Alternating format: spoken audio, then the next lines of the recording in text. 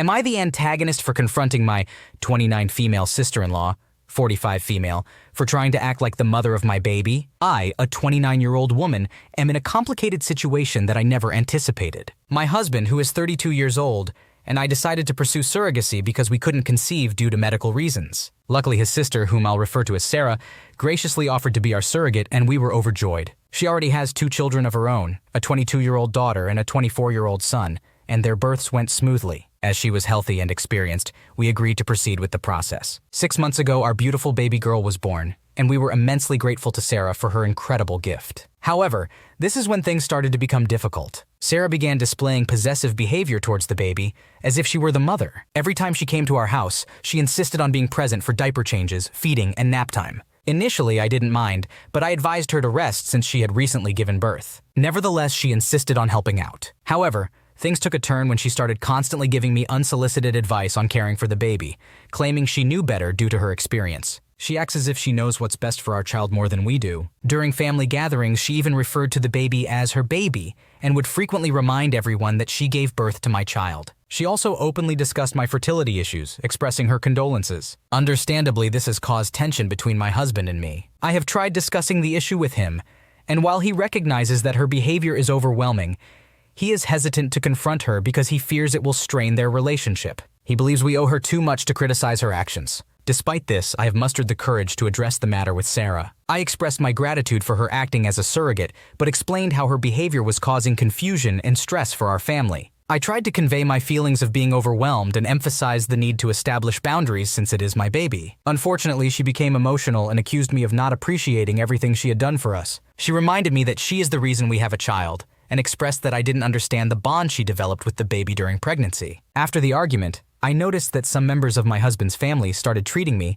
and looking at me differently. This has left me feeling extremely stressed and unsure of what to do. While Sarah's offer to be your surrogate was incredibly generous, her behavior after the birth of your baby has become overbearing and inappropriate. It's understandable that you would feel overwhelmed and stressed by her actions. It's important to establish boundaries and make it clear that this is your child, not hers. Your husband should support you in having this conversation with Sarah, as her behavior is causing tension in your family. It's also concerning that some members of your husband's family are treating you differently now. They should understand that Sarah's behavior is problematic and not create further strain. Am I the antagonist for finding another job immediately after my manager redid our entire task system because of my complaint?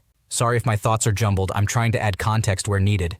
Basically, I put in a complaint about the assistant manager after feeling taken advantage of in terms of work. It wasn't a formal complaint, just a one-on-one discussion with the manager. During the manager's holiday, the assistant manager was going through a rough patch, and I offered to help where I could. However, this help turned into me doing all of his job while he sat on his phone. I spent hours setting up tools to make his job easier, but he never thanked me and didn't do anything with them. He expected me to finish the tasks for him later. Additionally, he would assign 90% of the daily tasks to me and not bother doing his 10%. Then he would assign it to me the following day. Essentially, I was doing the work of 2 people, and he planned to pass it off as his own. It made me genuinely want to walk out and quit. So when the manager returned from her holiday, I complained to her about not wanting to do the job of 2 people and the broken task system the assistant manager used. There were also other issues the manager was dealing with regarding the assistant manager, so it wasn't a new problem. The assistant manager had taken advantage of my help, and I wanted to leave. I greatly appreciated that the manager listened to my complaint, and it resulted in a complete overhaul of the task system we use, with tasks now being planned a week in advance. At one point, the manager cried on shift due to the stress of dealing with the assistant manager's refusal to work and having to make changes after I expressed my desire to quit. This adds a layer of guilt to my main question of whether I'm in the wrong for complaining about work and having everything changed, only to possibly leave soon after. The night after I complained, I was contacted by another employer about a job opportunity. I decided to look into it, and it has reached the final stages, meaning I have a good chance of getting the job. I decided to inform my manager that I've been exploring a new job, and if they say yes, I will be giving my 2 weeks' notice. I understand that some people may not think this is a great idea, but I didn't want to leave my manager in a difficult situation after all she has done for me. However, my manager reacted poorly to the news. She told me how she had changed the entire store and our jobs just to please me, and now I'm fucking off out of nowhere. She has refused to speak to me about anything other than job-related topics. I can tell that her reaction was due to stress and hurt. Despite understanding her perspective and realizing that she had done a great deal for me, I have still decided to leave after she fixed the issues. So my main question is, am I being a jerk for complaining about work, having everything changed, and then possibly leaving soon after? You're not being a dick for complaining about your work situation and wanting to leave soon after. It's clear that you were being taken advantage of by the assistant manager, and it's understandable that you reached a breaking point. You had every right to voice your concerns and advocate for yourself. The fact that the manager completely overhauled the task system and made significant changes shows that your complaint was valid and had a positive impact. However, it's not your responsibility to stay in a job that makes you unhappy or where you feel undervalued, even if improvements were made. While it's unfortunate that your manager reacted poorly and expressed frustration, it's important to prioritize your own well-being and career growth. You did what you could to communicate your intentions respectfully and give notice if needed. It's ultimately up to you to make decisions that are best for your own future and happiness. Am I the antagonist for leaving my sick husband to spend time with friends? I am 31 years old with 2 young boys. I work full-time in 12-hour shifts, and I am also pursuing a full-time doctorate program.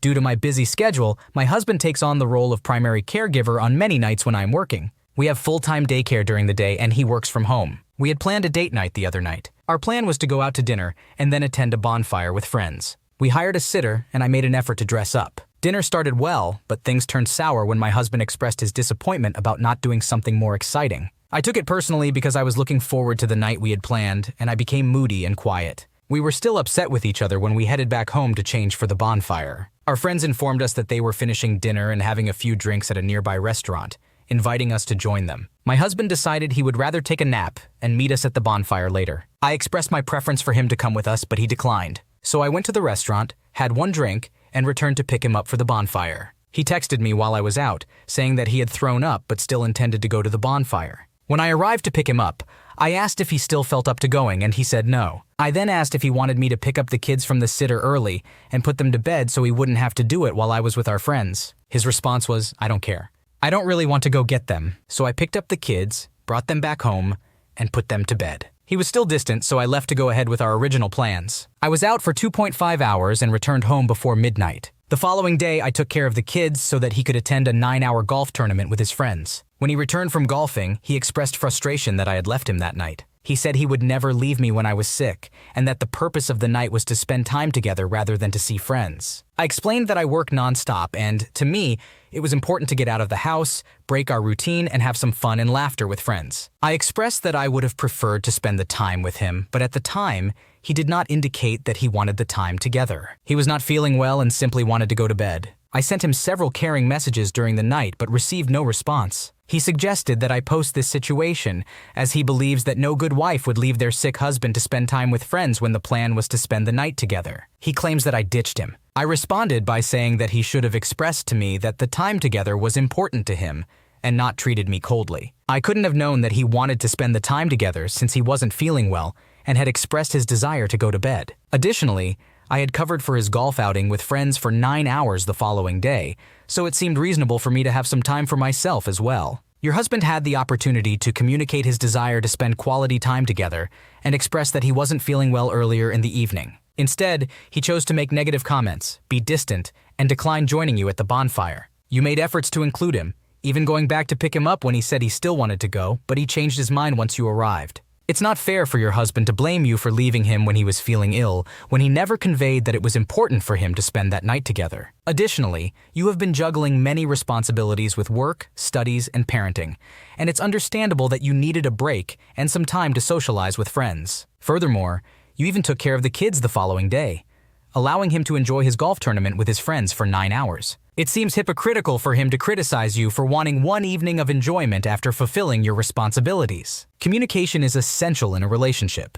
and your husband should have expressed his feelings and desires clearly instead of expecting you to read his mind. It's important to have a conversation about this incident to avoid similar misunderstandings in the future. Am I the antagonist for letting my husband buy whatever he wants for my kids? My ex-husband Kyle and I divorced 4 years ago. We have 3 kids together, aged 11, 8, and 5. I was a stay-at-home mom and primary caregiver for the kids, so I requested and was granted primary custody while Kyle gets visitation. He's been trying to get equal custody, but due to living over an hour away, he has only been granted extra time with the kids. We co-parent pretty well, or at least we used to. Things started going downhill after I remarried a little over a year ago. My current husband Jeff and I were old college friends, and we reconnected through mutual friends after my divorce. Jeff has never been married and has no kids of his own, but he's an amazing stepdad to my kids. He loves them and dotes on them as if they were his own. Kyle and Jeff did not know each other before I got remarried. But as soon as Kyle found out that Jeff and I were old friends, he started acting really strange and suspicious. I heard from mutual friends that he was asking if anyone knew if Jeff and I had connected before the divorce. None of that is true,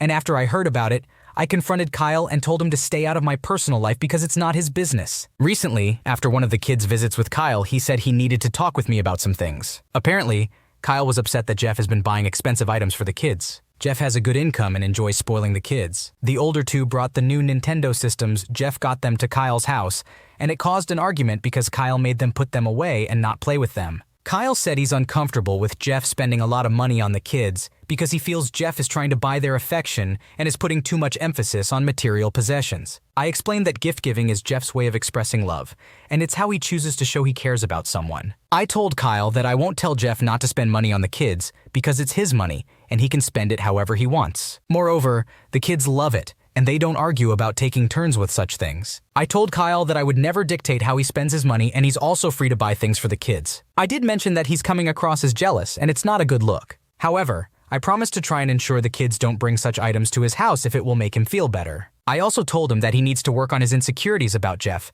because Jeff will be a part of the kids' lives from now on. I assured him that Jeff is not trying to replace him, and that buying a few things for the kids isn't a big deal. In response, Kyle told me to stop being condescending so that we can have a constructive conversation about his concerns. I responded by telling him that if he speaks to me like that, he needs to leave my property immediately. You are not the a-hole in this situation. Your ex-husband's jealousy and insecurity about your new husband's relationship with your kids is unfounded. Your current husband's intention to spoil the kids comes from a place of love, and it is not your responsibility to control how he spends his own money. Your ex-husband's reaction by insulting you and refusing to have a constructive conversation is immature and inappropriate. It is understandable that he may feel uncomfortable or concerned about how Jeff's gifts might impact the kid's perception of affection, but it is not his place to dictate how Jeff expresses his love. You handled the situation well by offering a compromise of not allowing the kids to bring expensive items to their father's house. However, it is important to address your ex-husband's insecurities and remind him that Jeff is not trying to replace him as a father figure. It is crucial for the sake of co-parenting that your ex-husband works on his jealousy and learns to accept the presence of your new husband in the kids' lives. Overall, you are trying your best to create a positive environment for your children and maintain a healthy co-parenting relationship. Am I the antagonist for not caring and refusing to help depressed half-sister after our father's death? I, in my 60s, have two sisters also in their 60s. We are the children from our father's first marriage. Sadly, our mother passed away when we were young,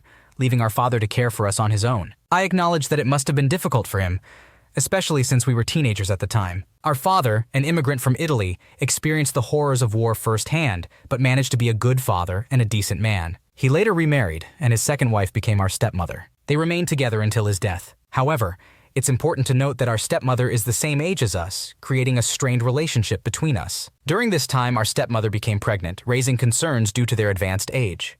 Unfortunately, our father passed away 15 years ago. My sisters and I were in our 50s, while our half-sister was only 12. She is now 27. I must mention that our father cherished our half-sister greatly. Following his death, I made it clear that I no longer wanted any involvement with our stepmother or half-sister. I cut off all ties with them despite living on the same street. Our stepmother even withdrew my half-sister from school after our father's passing, intentionally disrupting her daughter's life. I knew this would happen as I believe our stepmother to be a terrible person. This has left my half-sister without a normal upbringing, causing her to lose friends and miss out on typical experiences. While I understand that I was privileged to have a relatively normal life after losing a parent, it is unfortunate that my half-sister did not have the same opportunity. Nonetheless, I have chosen not to intervene. Fast forward a few years, I recently discovered that my half-sister is suffering from severe depression, has not completed her studies, and has become quite submissive. Our father left each of his daughters a portion of his estate, but my half-sister was reckless with her inheritance. She reached out to my sisters and me,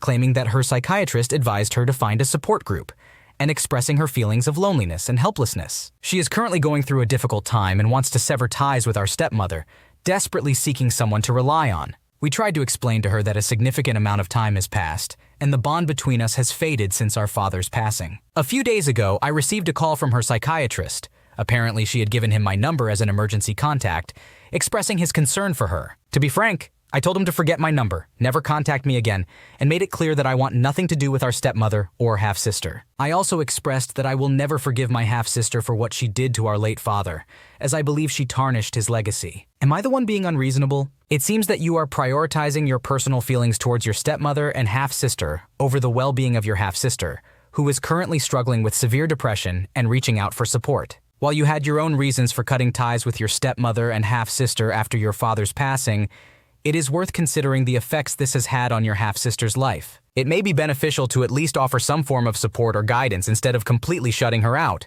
Ultimately, the decision is yours, but the way you have chosen to handle the situation suggests that you may be acting in a selfish and unsympathetic manner. Therefore, based on the information provided, it would seem that you are the asshole. Am I the antagonist for not mending my relationship with my sister to keep my relationship with my boyfriend? I'm currently 23 years old and have been in a relationship with my boyfriend Nick, who is 25, for 4 years. Nick used to come to my sister Jessica, and I shared apartment more often than I could even see my own sister. We all lived in the same building, and Nick and I immediately hit it off and started dating. My sister Jessica, who is also 25, loves to party and is rarely home since we moved out of our parents' house. She would bring people to our apartment without asking for my consent, which made me extremely angry. While I paid for the rent, Jessica didn't contribute a single cent because she couldn't find a job. Our parents were the ones paying for her expenses. We haven't been close since we were young, as she was always the favored child and all I received were her hand-me-downs. When I decided to move out, my parents pleaded with me to bring Jessica along. They believed that she would learn independence if I lived with her, so I reluctantly agreed.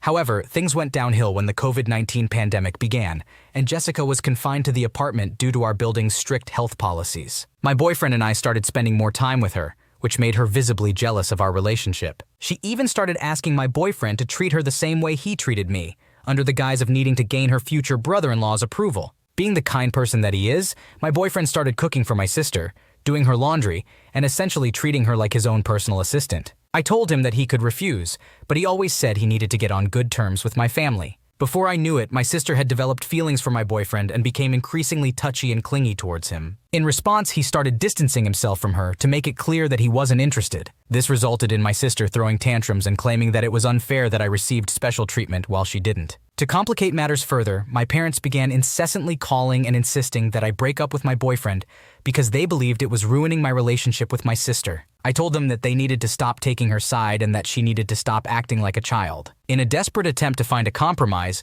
they suggested that I could continue to be with my boyfriend if he treated my sister as if she were his girlfriend as well. This made me furious, so I abruptly ended the call and confronted my sister directly. During our argument, she had the audacity to say, "Maybe it's time for you to pay me back for all the things I gave to you when we were children." She was referring to the broken hand-me-downs I received because our parents couldn't afford to buy me new things that matched her lifestyle. In response to her entitlement and disrespect, I kicked her out of the apartment. Since then, my parents have been threatening to disown me and demanding that I reimburse them for the rent they've been paying on my sister's behalf if I don't reconcile with her. In frustration, I decided to block all of them. So am I the asshole in this situation? Your sister's behavior by bringing people into the apartment without your consent, despite not contributing financially herself, is disrespectful towards you and your living arrangement. Your boyfriend's actions to appease your sister's jealousy and demands are questionable, especially since it seems to have resulted in her developing feelings for him. However, it is also important to consider that he is likely trying to maintain a good relationship with your family. Your parents' demands and threats towards you are unreasonable. It is not fair for them to expect you to prioritize your sister's feelings over your own happiness and relationship.